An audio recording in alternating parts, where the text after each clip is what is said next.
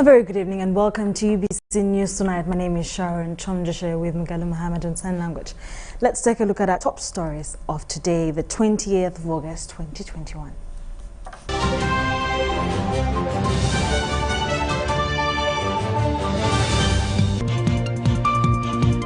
Tonight, the 2020 Senior 6 results released. Sciences most passed. Uganda registers drop in COVID-19 infections and deaths. Taliban carrying out door-to-door manhunt.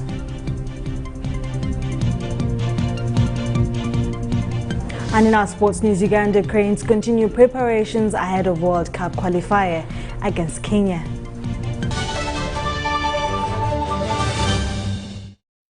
Well, today we start off with the Minister for Education and Sports, Janet Museveni, who has advised private schools to improvise as the country is struggling to organize the resumption of the education process. This follows the outcry from school owners on the statement by the Minister of Finance on loan servicing. Details follow. The Minister for Finance, Matia Kasaija, recently advised private school owners to find a way of sustaining their business in the education sector. It didn't please them, it didn't please us, but you see, the Ministry of Finance comes to this solution, if you call it a solution at all, because they have no better solution to give to these private schools. The Minister for Education and Sports, Janet Museveni, has also come out to advise private school owners to improvise as the government is overwhelmed by the challenges brought by COVID-19 pandemic. So they have a burden of debts, and when government can't help to give them a way out with these loans, that's why they come up with has no better solution either. This is a very difficult season, you must understand. Government is trying to do things that we had not envisaged would come up at all because of this COVID-19. Meanwhile, 3 districts of Nakapiperit, Madi Okoro and Nabiratok have not appeared on those who wrote USCE exams because they do not have A-level schools.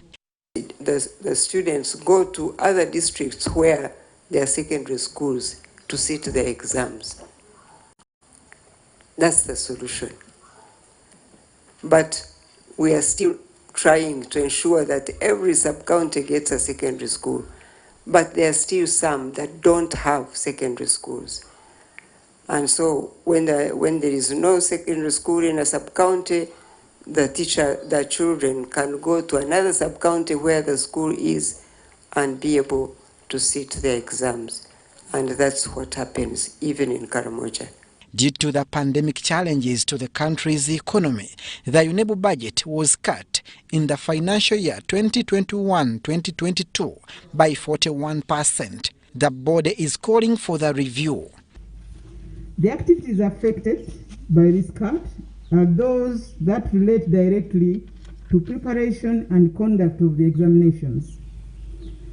The board's prayer is that the budget cut in respect of UNEB activities be reviewed. It was also noted that the issue of absenteeism still affects the government-aided schools due to limited supervision. They are recruited to teach sciences at this school, whatever subject in science, but they move from one school to another, and therefore they do not teach practically which sciences require, and therefore students find they can't do the work they ought to do in exams. Also to note is that the education sector is struggling to achieve the balance between the performance of sciences and art subjects, especially in rural areas.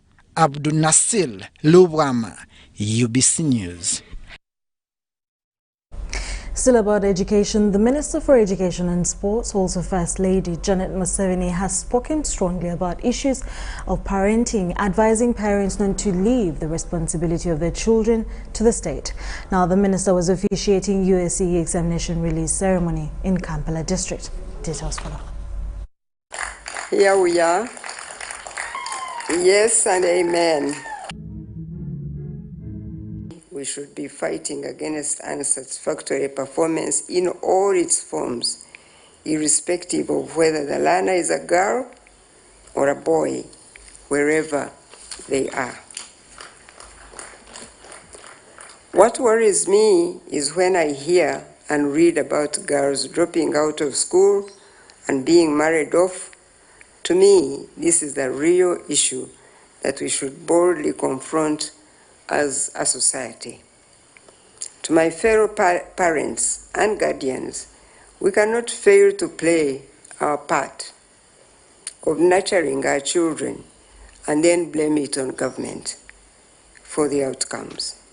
Nurturing children in the home is a responsibility of the parents and guardians, not the state. When our young people are getting married off while still children, it is a sign that the parents or guardians has not fulfilled their role in the upbringing of those children. It may be convenient to blame the state as a scapegoat, but the truth is that parents must play their role.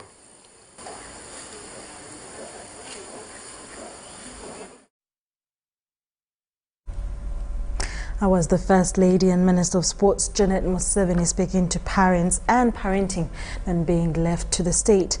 In more stories, Prime Minister Robina Nabanja has met with the UNDP President, Resident Representative Elsie Atefua, to review the Development Cooperation Plan. Now, this is her first meeting with the UNDP chief since she was appointed Prime Minister. The meeting took place at the office of the Prime Minister in Kampala. In her maiden meeting with the UNDP resident representative in Uganda, Elsie Atefua, Prime Minister Robina Nabanja appreciated the long-standing cooperation and partnership Uganda has with UNDP. She made a passionate appeal for more support from UNDP to avail Uganda more COVID-19 vaccines. The pandemic has affected women, older persons, refugees, and marginalized groups. I want to thank you for the support of given our government as UNDP and to commend the work we have done in this office, the support you have given refugees, the support you have given to us at Karamoja, the support you have given to government, judiciary and other entities of government, and we are very grateful. I want to also request that we get your support so that we can have access to vaccines, to vaccinate our people, to vaccinate Ugandans. If we don't vaccinate Ugandans, then we cannot say we have done it. We can always say we are safe if everyone is safe. The Prime Minister said other areas that need support include implementation of the UNDP 3, which emphasizes the much-cherished parish model. The UNDP resident representative Elsie Atefua thanked the president for appointing the first female prime minister ever in Uganda. She pledged UNDP's total cooperation with government to achieve Uganda's development agenda. We'll be working with you and your team to put together a program for women leaders in the country and then begin to strengthen your capacity. In fact, there is a proverb, or it's a saying, right, Honorable Prime Minister, that when you educate a man, you educate an individual. But when you educate a woman, you educate a nation. And therefore, the support to women leadership is very key in the development agenda of the country. In Uganda, UNDP supports government to achieve sustainable development, create opportunities for empowerment, protect the environment, minimize disasters, and build strategic partnerships. The meeting was attended by the Acting Permanent Secretary, James Collins Dombo. Doreen Nasasira reporting for UBC News. Thank you so much, Doreen Nasasira. Still in UBC News tonight, National Resistance Movement members of Parliament have overwhelmingly endorsed the recently adopted parish development model. Now, this follows a proposal by President Yoweri Museveni to have each parish receive at least 100 million Ugandan shillings per year for agriculture development purposes. During the NRM Parliamentary Caucus meeting at Kololo, Museveni highlighted 5 advantages of the parish model, including easy organization of parish groups.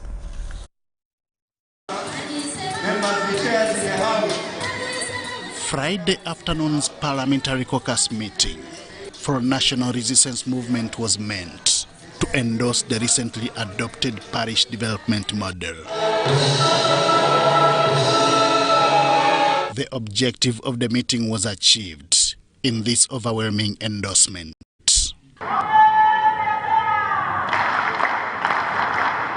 This followed an appeal to NRM MPs by President Yoweri Museveni to endorse this model, whose advantages he highlighted. It is small enough.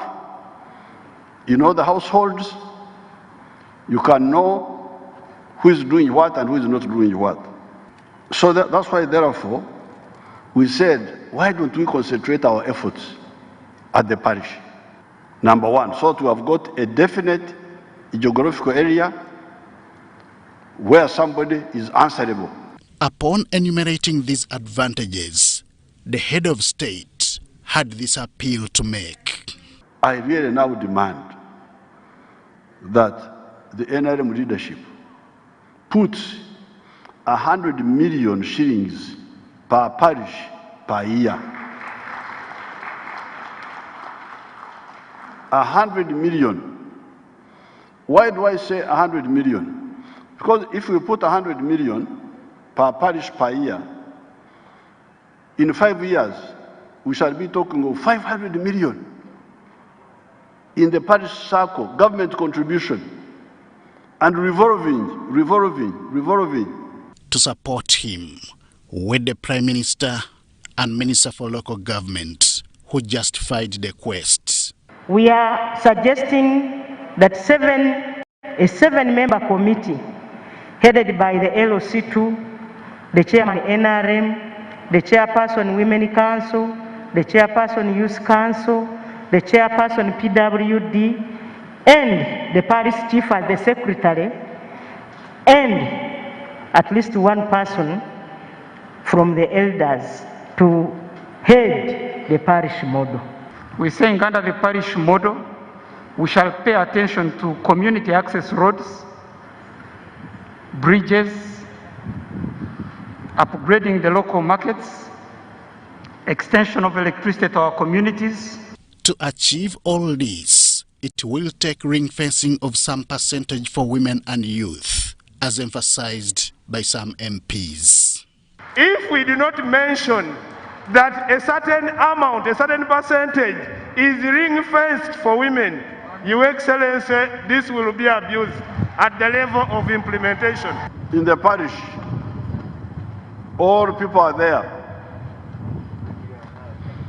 And if you want to ring fence for them, that is the best place to ring fence. Where you say, out of the 100 million, 30% is for women or 40%, I don't mind whatever percent you want to decide. With this assurance from the head of state, it is a model that is projected to drive the country's development agenda.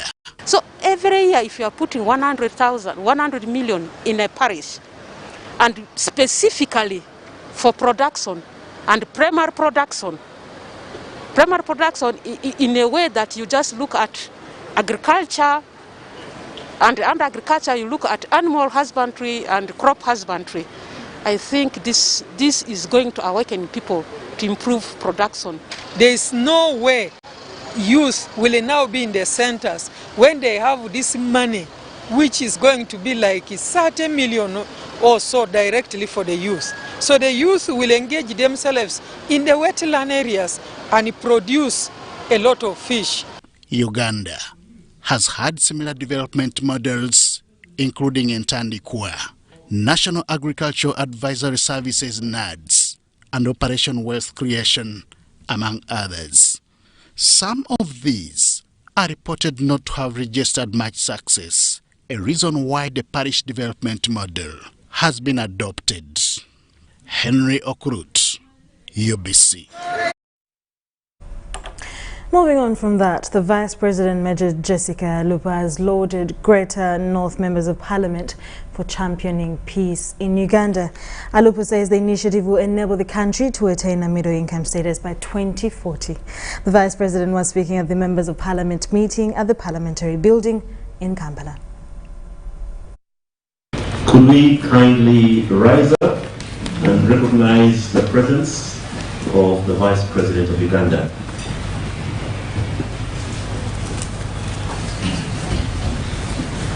Your Excellency, the Vice President of Uganda. This team is constituted fully within the Greater North and beyond. How do we address legacies of conflict? When we talk of conflict in today's era, many people will talk about Northern Uganda immediately and Kasese. But we forget that there are actually conflicts that happen way before. As long as we do not address legacies of conflict, they stay on, and we have cross-generational trauma being passed down. I am called Victoria Nyanjura, Munyoro by tribe. My story started in 1996 when the LRA abducted girls at St. Mary's College, Aboke. It was a total nightmare. Every time I talk about this story, I still get the fresh memory. On that fateful night, my life changed. I moved from that innocent schoolgirl who wanted a bright future to a nightmare of walking away with the rebels. I've never gone out of it. In 2016, the government of Uganda and Parliament of Uganda, for that matter, passed the National Transitional Justice Policy. This policy is a ray of hope. It's a ray of hope to victims of the various conflicts that have been faced across the country. As creatures and as humanity, we all love peace. We love justice. And we are all craving for accountability and national reconciliation.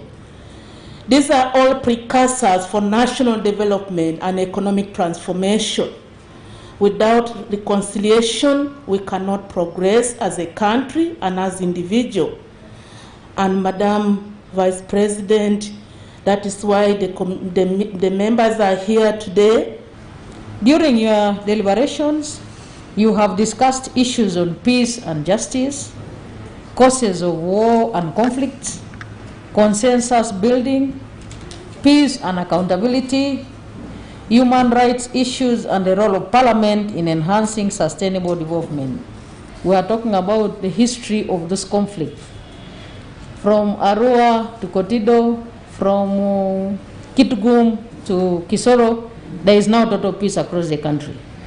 And I would like to request you to clap for His Excellency President Museveni for being a commander-in-chief that identified peace as a turning point or a center of gravity for any development process, including this meeting to take place peacefully here. I would like to therefore invite everybody to applaud the initiative undertaken by the Greater North Parliamentary Forum, which has enabled us to reflect and discuss these important issues that characterize the path to genuine development and nation. And I'm here to pledge my total support to Greater North Parliamentary Forum. I'm privileged to close the meeting officially. I thank you, and I have said all this for God and my country. Thank you. Indeed, for God and our country, Uganda. Now, Uganda, the good news is that it's registering a drop in the number of COVID-19 positive cases, according to the Ministry of Health. The Minister for Health, Dr. Jane Ruth Acheng, confirms that COVID-19 positivity rate has consistently dropped from 22% to now 2.8%. COVID-19 is one of the most devastating diseases the world has suffered, and it is in the interest of people that this deadly disease comes to an end. Ministry of Health confirmation about the reduction of COVID-19 positive cases is one of those relieving statements as people yearn to resume a normal life. A consistent reduction in daily confirmed cases from the peak of 1,735 on the 10th of July 2021 to a new low of 62 on the 15th of August 2021. 2. A consistent drop in positivity rate from the highest of 22% to an average of 2.8% to date. 3. A fall in the daily admissions of the severe and critically ill patients from a peak of 204 to less than 50 per day to date. 4. A reduction in the daily deaths.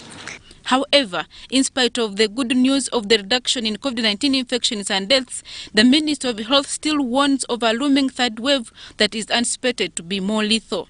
Projections from our scientists show that the third wave of the pandemic is likely to peak at 4,000 laboratory confirmed cases per day. This is over 2 times higher than the second wave. This means that 15% of the patients will require admission at the health facility, and about 9,331 patients may require high dependency units or intensive care unit admissions. Meanwhile, travel guidelines have also been reviewed and there is no longer categorization of countries. The new measure is that all travelers, including children, will be subjected to PCR COVID-19 test at all points of entry. Any traveler, national or non-national, who tests positive for COVID-19 will be evacuated by the Ministry of Health to a designated COVID-19 isolation facility. C. Children under 18 years who test positive for COVID-19 will be allowed to undergo home quarantine with their parent or guardian. The basis of this is to ensure that we limit the spread of variants and avoid importation of new variants into the country. Government is, however, striving to ensure that more COVID-19 vaccines are acquired to vaccinate eligible population. 18 million doses of the Sinopharm vaccine for 9 million people expected to arrive in phases beginning October 2021. 2. 9 million doses of the Johnson & Johnson vaccine from the African Union to cater for 9 million people. This is expected to begin arriving in the country next month, September 2021. 3. The COVAX facility has committed to provide donations of up to 18 million doses to cover 9 million people. These developments align our pipeline expectations to cover the 22 million target population plus the additional population of children. I think our position is the same as that the WHO has taken, requesting the developed countries to hold on this decision to undertake third boosters so as to make vaccines available for the other part of the world. And this is largely because we will not be able to effectively control the COVID pandemic unless we vaccinate everybody globally. Currently, there are 471 COVID-19 patients admitted in different health facilities, with a few others on home care across the country. Adiana Kote, UBC.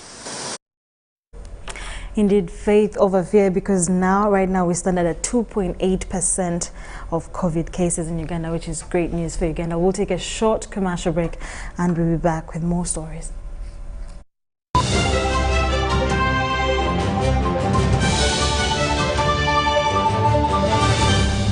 Today in History.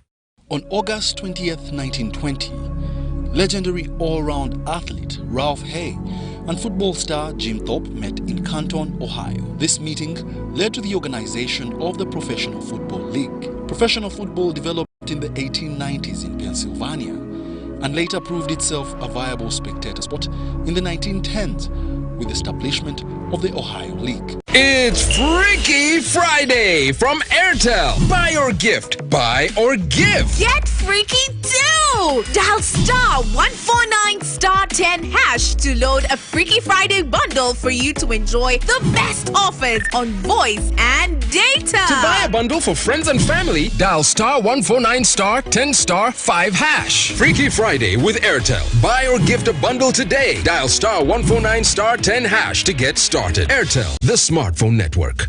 Echa COVID-19 chijja kugwa only if we stay at home, observe physical distancing, wear masks properly, sanitize or wash our hands with soap and water regularly, or get vaccinated now.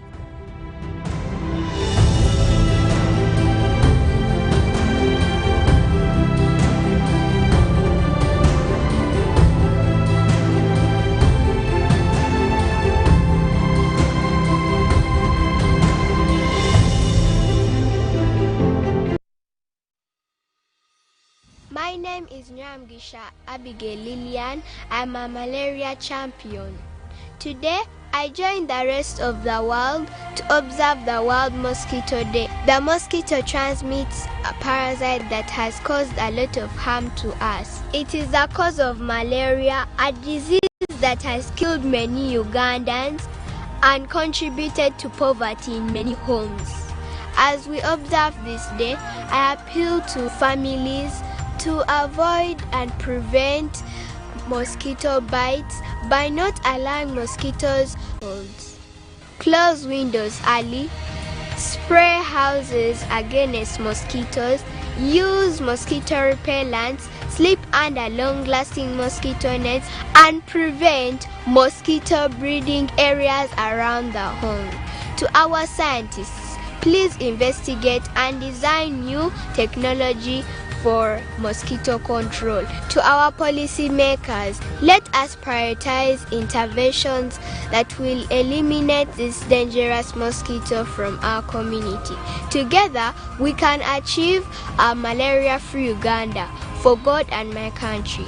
This message is brought to you by the Uganda Cancer Institute, together with the Palliative Care Association of Uganda, will host the 3rd Uganda Conference on Cancer and Palliative Care from the 23rd to the 24th of September 2021 on the theme Cancer and Palliative Care in COVID-19 and Other Challenging Situations. The conference will be held virtually with some sessions broadcast live on UBC TV plus workshops at hospitals to bring together at least 400 stakeholders. The Prime Minister of Uganda will be chief guest at the opening session, and there will be a keynote address by the Director General of the World Health Organization. To participate, register through https://conference.uci.or.ug/ at 200,000 shillings only for Ugandan delegates. Upcountry delegates will attend through satellite facilities at regional referral hospitals, hospices and palliative care organization centers and referral cancer centers. For more information, call 0392 080 713 or 0414 540 410. Email conference@uci.or.ug or conference@pcau.org.ug.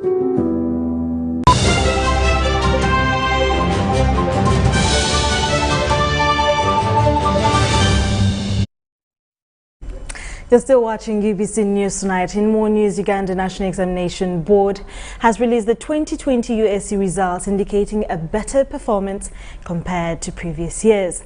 The Minister for Education and Sports, Janet Museveni, released the exams and expressed happiness over improved performance in science subjects compared to the previous years. Here we are. Yes and amen. At least 68,013 of the 98,393 candidates who sat for the 2020 USCE have qualified for the next level of education. Reports indicate that 98,393 learners, of whom 57,264 were female and sat for the USCE examinations in April this year. The Minister for Education and Sports, Janet Museveni, released the examinations and was pleased with the improved performance mainly in science subjects compared to the previous years. When we have more candidates taking science subjects at this level, then the prospect of taking up the places in the science-based programs at the universities and other tertiary institutions also improve. I do observe that we often present results comparing the performance of girls and boys here and there. How one sex does well and another does badly there, and sometimes magnify the unsatisfactory performance of one over the other. Honestly, we should be fighting against unsatisfactory performance in all its forms. Janet Museveni also disclosed that the Ministry of Education plans to engage the Health Ministry to establish vaccination centers within schools.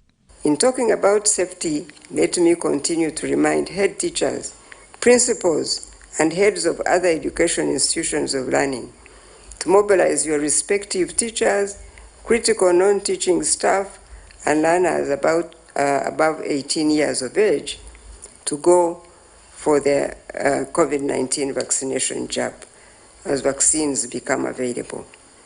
I have engaged with the Minister of Health, and she agrees with me that when the next consignment of vaccines arrive, which I believe has happened, vaccination posts shall be extended to schools, to universities, and tertiary institutions. The released results indicate the improving performance in science subjects. We need more girls to embrace studying sciences. There is a common misconception or belief that females are less able to do sciences compared to males. This is very wrong, Mama, because I've taught ladies, girls who have performed even much better than boys.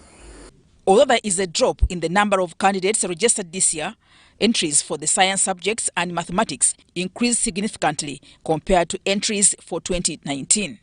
Candidates who have scored grades A and B demonstrated high levels of knowledge of the subject matter, and they were able to handle tasks that required high order skills.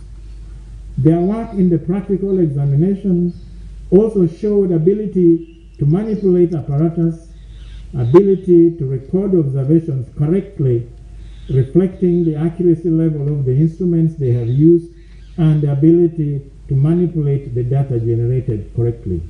The Secretary UNEB disclosed that Eliab Daniel of Iganga Secondary School with sight impairment was the best candidate among the 208 registered candidates with special needs. Senior 1 and Senior 5 selection is planned for September and October on a date yet to be communicated. Mutonyi Hilda, UBC. Now, Uganda People's Defence Forces Deputy Spokesperson Lieutenant Colonel Ronald Kakurungu has issued the program for the burial of Lieutenant General Pecos Kutesa, who died at an Indian hospital recently. General Pecos Kutesa retired from the Army on the 5th of August 2021 after serving in the forces for over 42 years.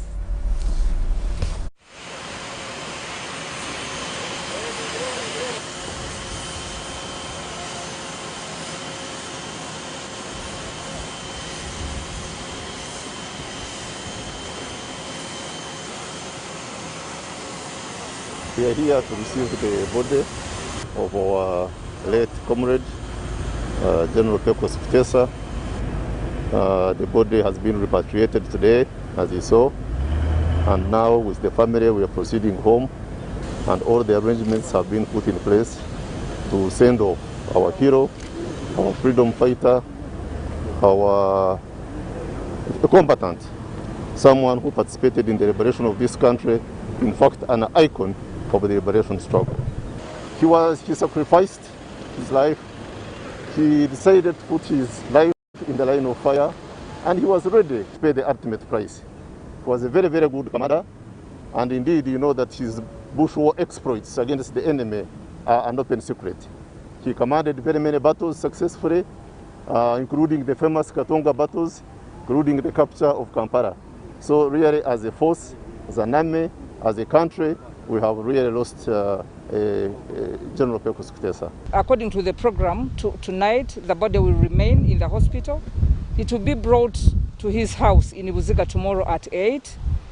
At 10:00 hours, we shall have a service to celebrate and to thank God for his life.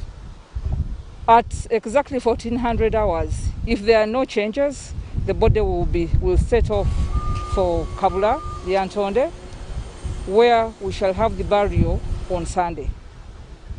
I don't know the numbers, but we just want to be mindful that we are still in COVID period, and therefore we do not expect many people at the residence. And would also pray or request that people do not turn up in swarms because of COVID-19. Yes, indeed, he was a member of parliament, and by virtue of that, his body is supposed to be taken to parliament. Unfortunately, this has happened over weekend, and the parliament doesn't sit over weekend, so we've been told that the deputy speaker of parliament has allowed to give a special session on Tuesday in tribute to the late fallen general. He's been a comrade, he's been a friend, he's been a roommate, he's been all that to us, to the family. He's been a father, he's been so good to us. But we thank God for the life that he has.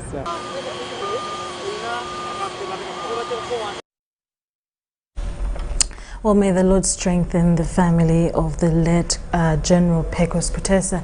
Now I'll still remind you to always choose faith over fear. Have a lovely night.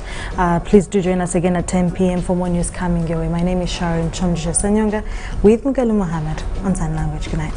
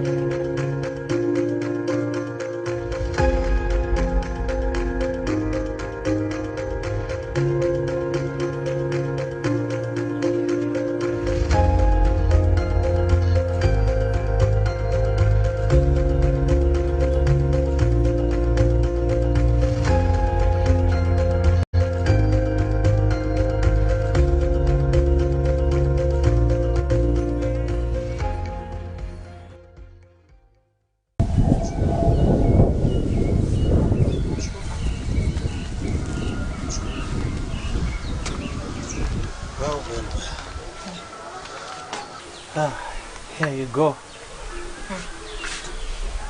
So exactly what kind of meeting are we going to have in this place? I mean, you said it's a business meeting, but this looks like a hangout place. Lisa, I'm your boss. When I say meeting at the gardens, or I say meeting at the beach, or on top of the tree, you just say yes, sir. Okay, that sounds like bullying. And like we all need to. What kind of staff meeting are we going to have? First of all, Ketra cannot walk 2 miles by herself. Rue is on a field work trip. The other DJ opted out for staff meetings, so that leaves just the two of us. Okay, fine. What's the agenda? At least first have a cup of tea.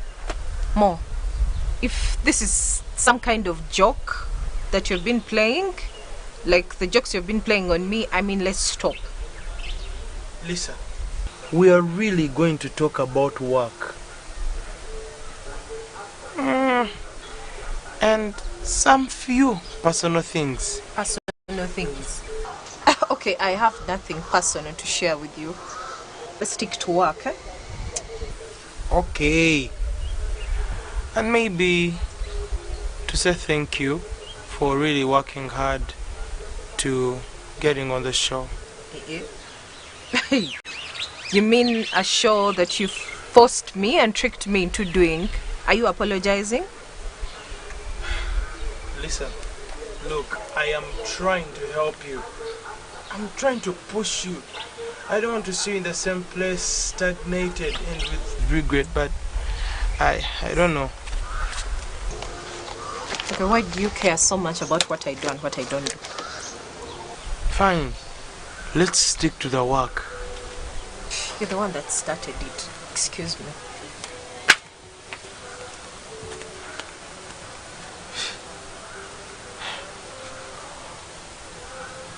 Oh God, give me the grace to handle this woman. Oh, give me the grace. So I'll be cutting these onions here, work on the garlic. Okay. So what are we going to cook today again?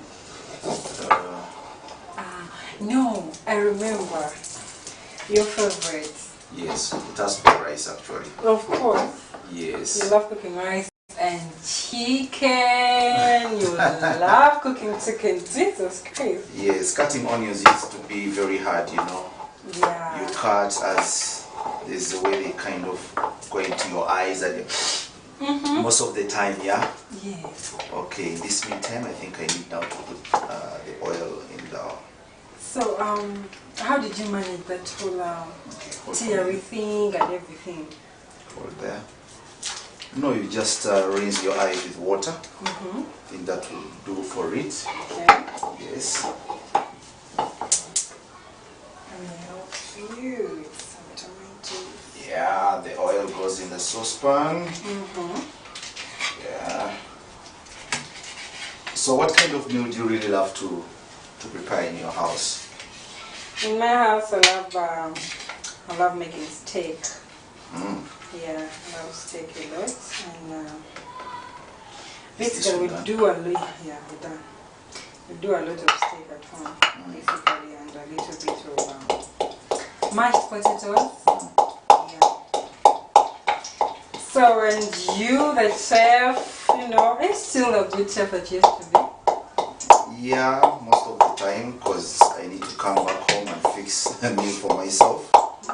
Most of the times, I do fix this meal by myself. And your wife?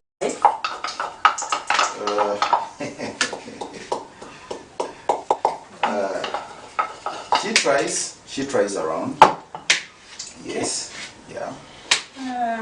Okay, alright, I think now we put our onions.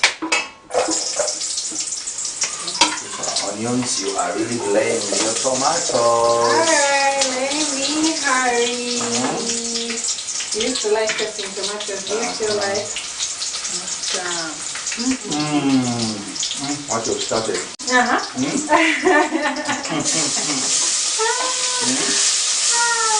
Add more tomatoes, add more tomatoes, add more tomatoes. And on the other hand, I think we need to have some spices. Oh, okay. There they are. Finishing. I Yes, think they it's are. enough, right? Yes. Right. Done. So you can unpack that. Alright. Okay. Best pair here. We can as well cut this one. No, the 2 minutes time. Okay. Now, in most cases, to have a very good taste of the tomato, pass me that one, that salt. Oh, so everybody keep your salt. Yeah, you have to improvise sometimes. I can see. So me all along I take as yogurt or something. I want you to have this taste of the tomato without Some salt? some salt.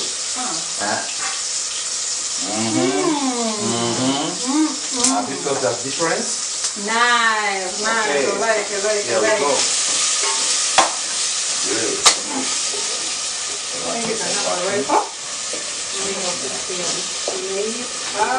This time we need to leave them so that they can really get cooked very well. Okay. Yeah. Ooh, sorry.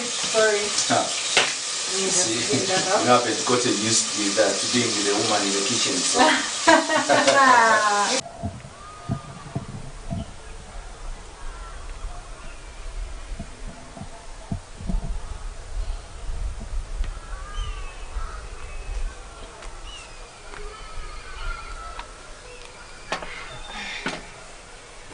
Listen.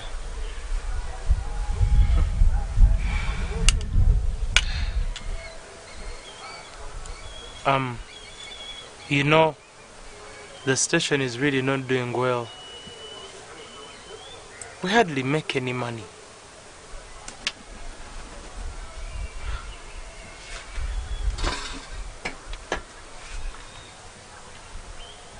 Do you know that we are getting money out of my dad's business to run the station?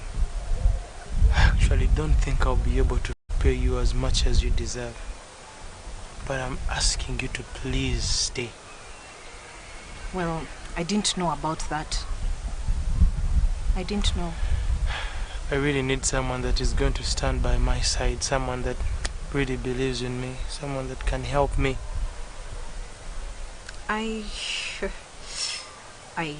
If it makes you feel better, you're very good at this thing, and the DJs are also good.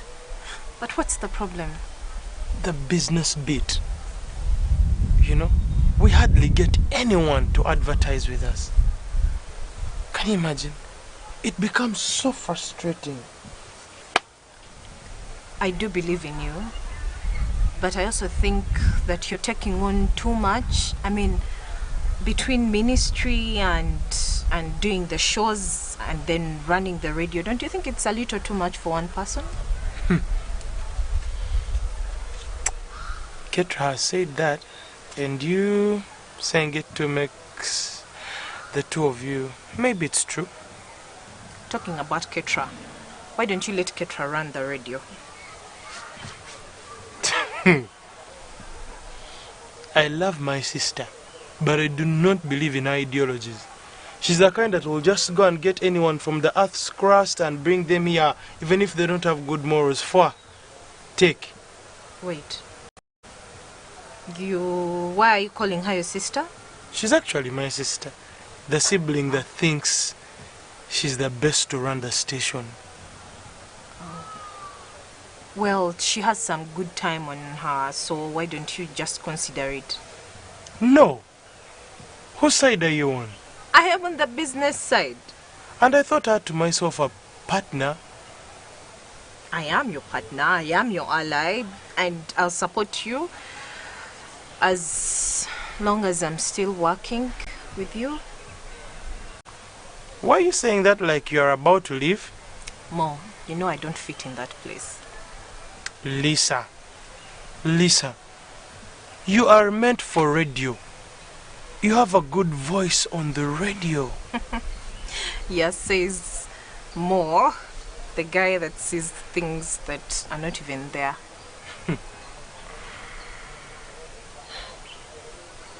Anyway,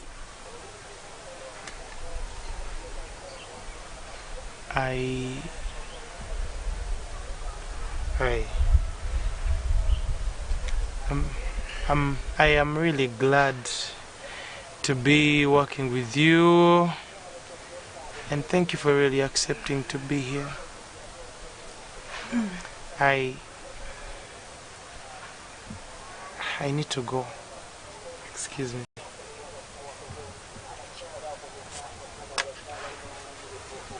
See ya.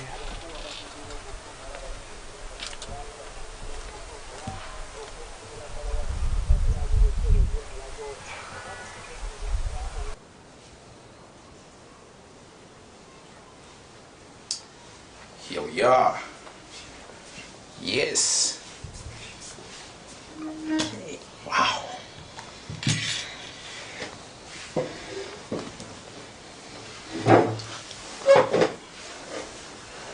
You could pass me this water. Okay.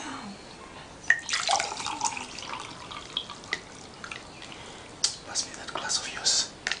Pass me the glass. Okay. Looks very nice. Yeah, need this? Oh, yes. Okay. This food looks so delicious. Look at that.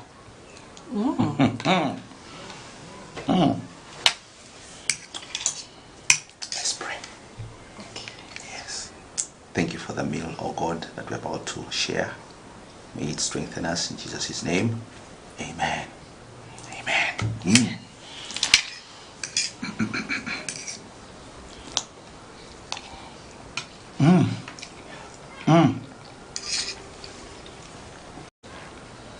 It even tastes divine. Glad you like it. You know, we were quite a kitchen couple, weren't we? Yes, we were. Well, don't you miss it? That's all in the past. Look, we watch it today, so if you want, it can be a future. Sandra, you know I have a wife.